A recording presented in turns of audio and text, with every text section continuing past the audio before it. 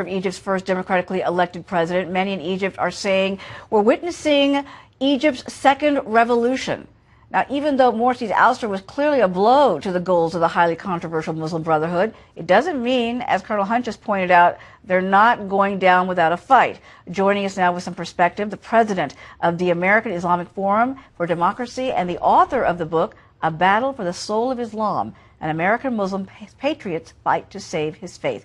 Dr. Zuhdi Jasser is joining us now. Thank you so much, sir, for joining us. It's great to be with you, Uma. Thanks for having me. You know, the fact that Egypt's military moved fairly quickly against the Muslim Brotherhood by arresting key leaders and silencing their communication outlets, do you think it's a catalyst for more serious trouble ahead? Well, I think it's a course correction for the revolution. All revolutions take years to settle in, and this is a voice of the people. There were tens of millions that went to the streets, Uma, 10 times more than went against Mubarak. And this all started back in November when Morsi took the mandate of his election, which really wasn't much of a mandate, and fiated into place elimination of the lower parliament. He made himself immune from judicial review. He put into place a constitution that marginalized Christians and other minorities and women's groups. So he became looked upon as a dictator, and all they're doing now is course correcting it. Yes, in some ways obviously it's a coup, but in many ways it's the voice of the people. And where our intelligence has failed, Uma, is that we didn't see Revolution 1.0, and again we didn't see 2.0, because we keep going under this policy that somehow Muslims in Egypt are destined to either be run by secular fascists like Mubarak or by Islamists, and we're finding out that the majority don't want either, and we need a new policy to start to listen to the voice of the people. You know, so much of the constitution that Morsi put together tried to force Sharia law on Egyptian society there at the cost of political reforms and economic growth. What impact could this have on those who support an Islamist-backed government?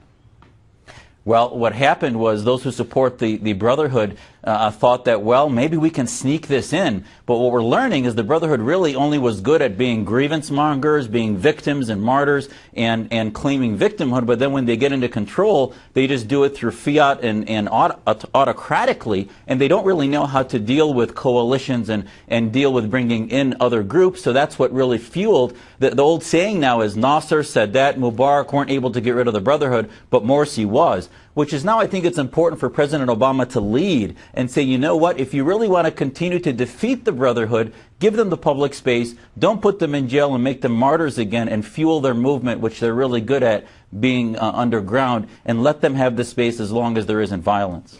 There's also a great deal of concern at the fact that extremist Islamic groups gained lots of freedom to operate during Morsi's year in office, in addition to the Brotherhood.